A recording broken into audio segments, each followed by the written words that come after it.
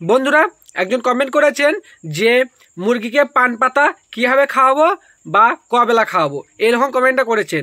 তাই আমি এই ভিডিওতে বলবো, প্রথমে বলবো যে মুরগিকে পান পাতা কেন খাওয়ানো হয় বা কি উপকার, আর কীভাবে খাওয়াবেন বা কতবেলা খাওয়াবেন সম্পূর্ণ বলবো। তাই ভিডিওটি শেষ পর্যন্ত দেখবেন। আর ভিডিও দেখে যদি উপকৃত হন ভিডিওটি অবশ্যই লাইক কমেন্ট এবং শেয়ার করে দেবেন। চলুন ভিডিওটি শুরু করা যাক।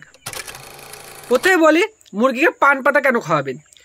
পান পাতা খাওয়ানো হয় যখন মুরগি কিডনি রোগ আসে বা কিডনি রোগের সিজনে পান পাতাটা খাওয়ালে আপনার জলটা বেশি খায়, তখন কিডনি রোগটা কম আসে, মর্টালিটি হলেও কম হয়।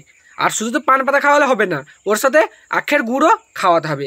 সেই জন্য আপনারা কি করবেন, 1000 মুরগি অনুযায়ী 10 থেকে 15টা পান পাতা নেবেন আর 200-250 আখের গুড় নেবেন। দিয়ে আখের গুড়টা ভালোভাবে ফুটিয়ে নেবেন, দিয়ে পান পাতাটা মিক্সারে ভালোভাবে বেটে নেবেন, ঠিক আছে।